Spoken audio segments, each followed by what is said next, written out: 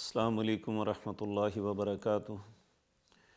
ان الحمد للہ نحمده ونستعینه ونستغفره ونعوذ باللہ من شرور انفسنا ومن سیئات اعمالنا من يهده الله فلا مضل له ومن يضلل فلا هادي له واشهد ان لا الہ الا اللہ وحدہ لا شریک له واشهد ان محمدا عبدہ ورسولہ اما بعد فاعوذ باللہ السمیع العلیم من الشیطان الرجیم بسم اللہ الرحمن الرحیم ان المتقین فی جنات وعیون آخذین ما آتاہم ربہم انہم کانوا قبل ذلک محسنین کانوا قلیلا من اللیل ما یہجعون وبالاسحار ہم یستغفرون۔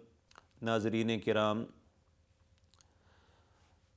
رمضان المبارک کی خوبصورت ساعتوں سے ہم گزر رہے ہیں۔ اللہ کی توفیق سے بہت سے خوش نصیب دن کو روزہ رکھتے ہیں اور رات کو قیام کی نعمت سے بھی مستفید ہوتے ہیں۔ آج کی مجلس میں یہی بات عرض کرنی ہے کہ ایک مسلمان کی حیثیت سے نبی کریم صلی اللہ علیہ وسلم کے کیا فرامین ہیں ہمارے متعلق۔ آپ نے رمضان المبارک کی راتوں کو گزارنے کی کیسے تلقین فرمائی۔ سیدہ عائشہ طیبہ طاہرہ رضی اللہ تعالی عنہا فرماتی ہیں، جب رمضان شروع ہوتا تو رسول اللہ صلی اللہ علیہ وسلم اپنے تہمند کو کس لیتے،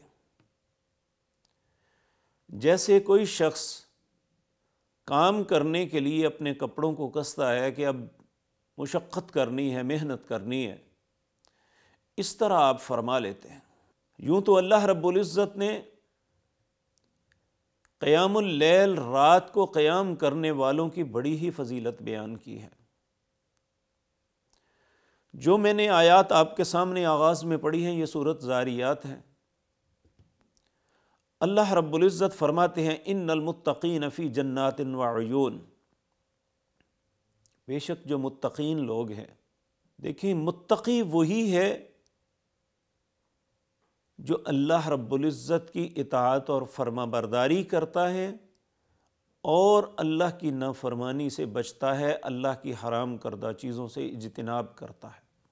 تو جو متقی ہیں، روزے کی وجہ سے جسے یہ نعمت ملی، نماز کی وجہ سے جسے یہ نعمت ملی، حلال اپنانے سے جسے یہ نعمت ملی، حرام سے بچنے سے جسے یہ نعمت ملی، تقوی کی۔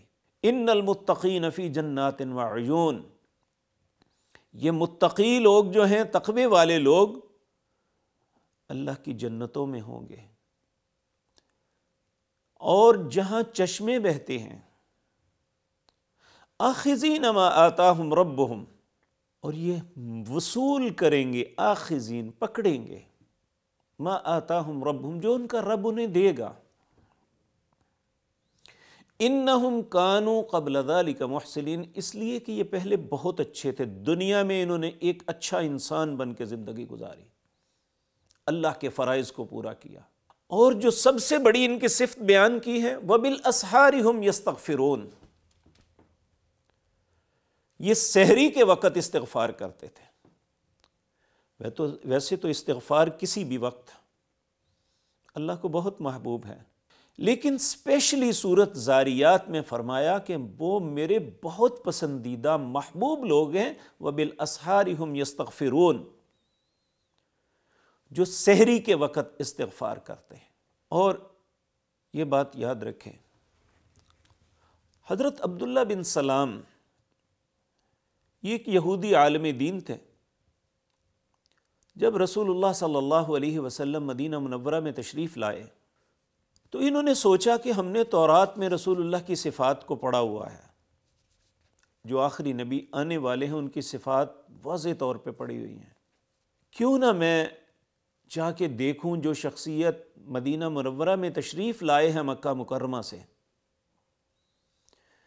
ان کی بات سنوں، مجھے احساس ہو کہ یہ واقعتاً یہ وہی ہے یا نہیں۔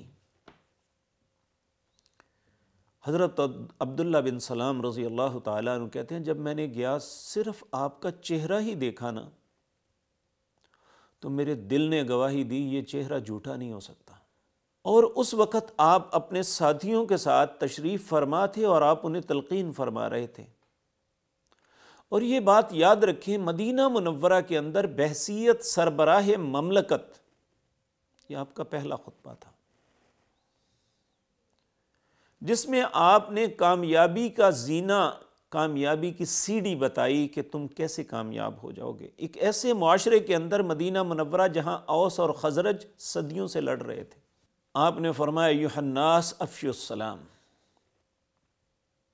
اے لوگو سلام کو عام کر دو، یعنی ایک دوسرے کی سلامتی کے ضامن بن جاؤ، ہر شخص دوسرے کی سلامتی کا ضامن بنے، اور زبان سے بھی کہے اور عملاً بھی دوسرے کی سلامتی کا ضامن بنے، سلام کو عام کر دو۔ دوسرا وَطْعِمُوا الطَّعَامَ، دوسرے کو کھلاؤ، اس سے کھانے کی کوشش نہ کرو۔ تیسرا وَصِلُوا الْأَرْحَامَ، صلہ رحمی کرو، ہر وقت لڑائی جھگڑا یہ باتیں اچھی نہیں، صلہ رحمی۔ چوتھا فرمایا صلوا باللیل والناس نیام، رات کو اس وقت نماز پڑھو جب لوگ سو رہے ہوں۔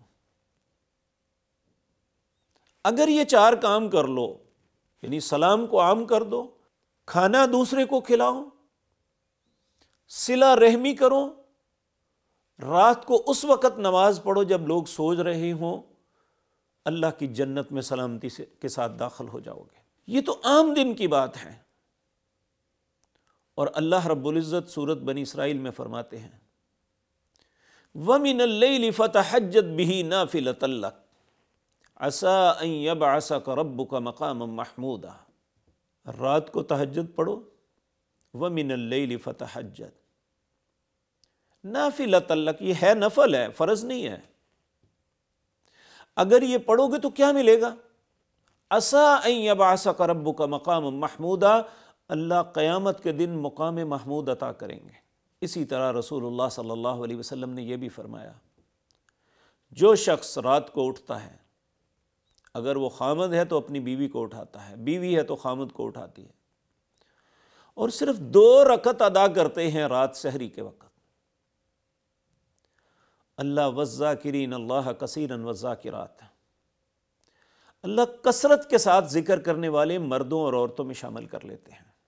اب آتے ہیں رمضان کی طرف۔ رمضان کی راتوں میں رسول اللہ صلی اللہ علیہ وسلم آپ خود بھی اور اپنے گھر والوں کو بھی اٹھا کے قیام کیا کرتے تھے، اور نبی کریم صلی اللہ علیہ وسلم نے فرمایا من قام فی رمضان ایمانا واحتسابا غفر له ما تقدم من ذنبه، جس نے رمضان کی رات کو قیام کیا انہی 2 شرطوں کے ساتھ جو روزے کے لیے لگائی تھی، ایمانا واحتسابا، ایمان کی حالت میں اور اپنا محاسبہ کرتے ہوئے، یا اجر اللہ سے اجر کی امید رکھتے ہوئے، تو کیا ملے گا؟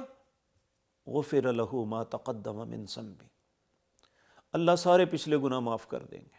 تو اس لیے میرے عزیز بھائیوں اور بہنوں، رمضان المبارک کی خوبصورت ساعتیں شروع ہو چکی ہیں اور بڑی تیزی کے ساتھ اپنے اختتام کی طرف بڑھ رہی ہیں۔ ہم میں سے ہر مسلمان کو چاہیے کہ اس وقت کو کیچ کر لیں،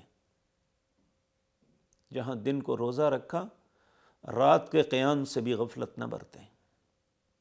یہ فرض تو نہیں ہے، لیکن اس کا اجر بہت بڑا ہے۔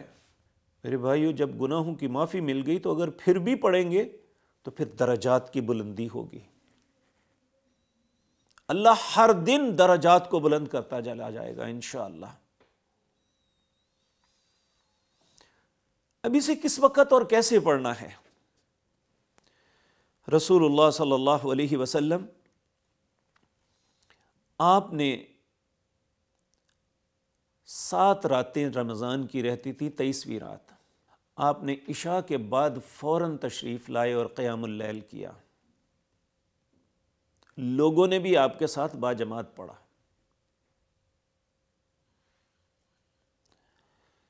پھر اس کے بعد اگلی رات آپ تشریف نہیں لائے، پھر اس کے بعد 25ویں رات آپ دوبارہ تشریف لائے، آپ نے اس دن رات کے درمیان میں پڑھا۔ جب آپ نے نماز ختم کر لی تو لوگوں نے عرض کیا یا رسول اللہ کیا ہی اچھا ہوتا کہ آپ ہمیں ساری رات پڑھاتے ہیں۔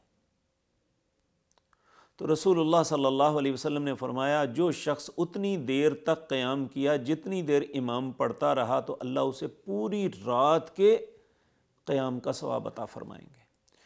پھر آپ 26ویں رات کو تشریف نہیں لائے اور 27ویں رات کو تو اس طرح تھا کہ ایک جم غفیر آپ کے ساتھ کھڑا ہو گیا، اور آپ نے یہ رات کے آخری پہر میں پڑھی، یعنی سحری کے وقت آپ نے یہ اتنا لمبا قیام کیا تو صحابی کہتے ہیں ہمیں ڈر ہوا کہ سحری نہ ضائع ہو جائے۔ یہ 3 راتیں آپ نے قیام کیا۔ کتنا قیام کیا؟ سید عائشہ طیبہ طاہرہ رضی اللہ تعالی عنہ سے پوچھا گیا، انہوں نے پوچھا کہ اماں جان ہمیں بتائیں رسول اللہ کے رمضان کے قیام کی کیا کیفیت تھی؟ آپ نے فرمایا بیٹے رمضان اور غیر رمضان میں رسول اللہ 11 رکعتوں سے زیادہ نہیں پڑھتے تھے۔ یہ صحیح بخاری کے اندر روایت ہے قیام اللیل کے باب میں۔ آپ نے فرمایا بیٹے وہ 4 رکعتیں پڑھتے، مت پوچھ ان کا طول اور حسن کتنا ہوتا۔ پھر آپ بیٹھ جاتے، تھوڑی دیر سستاتے اور پھر آپ 4 رکعتیں پڑھتے۔ بیٹے مت پوچھ ان کا طول یعنی لمبائی کتنی ہوتی اور ان کی خوبصورتی کتنی ہوتی۔ پھر آپ 3 وتر ادا فرماتے۔ دوسری حدیث میں آتا ہے آپ 2 پڑھ کے 10 کرتے، ان میں 8 رکعت تہجد کی، 3 وتر اس طرح ادا فرماتے، 2 رکعتیں ادا کرتے، سلام پھیر دیتے، پھر 1 رکعت ادا فرماتے۔ یہ رسول اللہ صلی اللہ علیہ وسلم کا قیام ہے، اور آپ نے 3 وقتوں میں پڑھ کے ہمیں یہ سبق دیا کہ رمضان کی راتوں میں اس میں کسی بھی وقت پڑھا جا سکتا ہے، عشاء کے فوراً بعد بھی، رات کے نصف میں بھی، اور رات کے آخری پہر میں بھی۔ اور پھر جب 29ویں رات آئی تو لوگ بہت زیادہ تعداد میں جمع ہوئے، تو رسول اللہ صلی اللہ علیہ وسلم صبح جب آپ باہر نکلے تو لوگوں نے کہا یا رسول اللہ آپ قیام کے لیے تشریف نہیں لائے؟ آپ نے فرمایا میں دیکھ رہا تھا تمہارا شوق دیکھ کے مجھے ڈر پیدا ہوا کہیں تمہارا شوق دیکھ کے اللہ فرض نہ کر دے۔ چونکہ اس وقت وحی اترتی تھی، ان کا شوق عبادت دیکھ کے اللہ فرض نہ کر دے۔ حضرت عمر رضی اللہ تعالیٰ عنہ کا زمانہ مبارک میں لوگ مختلف جگہ میں ٹولیوں کی شکل میں قیام اللیل کر رہے تھے، تو آپ نے فرمایا اب فرض ہونے کا ڈر نہیں، اس لیے میں انہیں ایک امام کے پیچھے جمع کرتا ہوں۔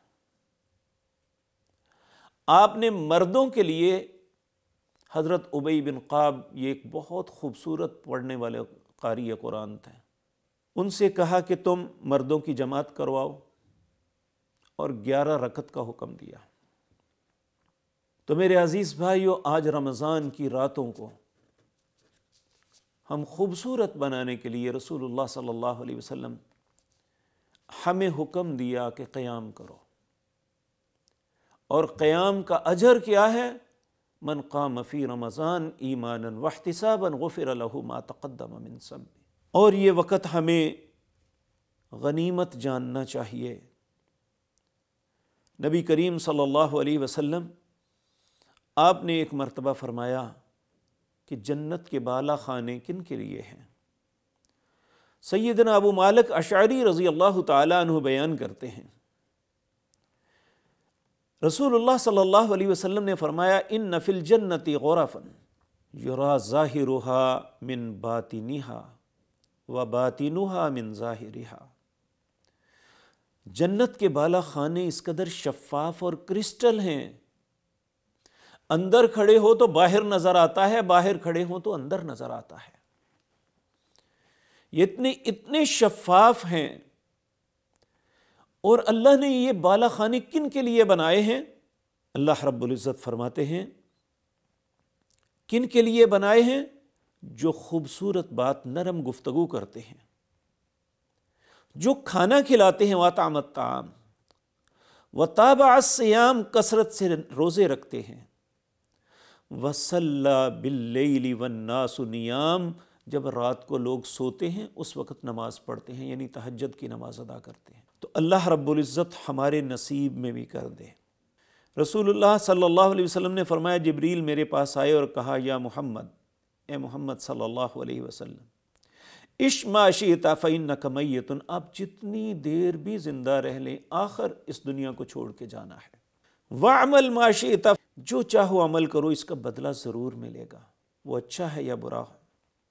وَأَحْبِبْ مَنْ شِئْتَ فَإِنَّكَ مُفَارِقُهُ، جس سے چاہو محبت کر لو، ایک دن اس سے الگ ہونا ہے۔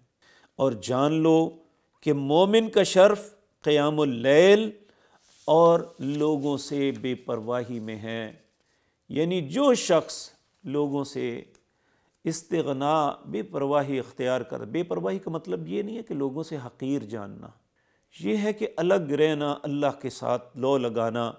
جو ایسا کرتا ہے اللہ رب العزت اسے شرف اور عزت عطا فرما دیتے ہیں۔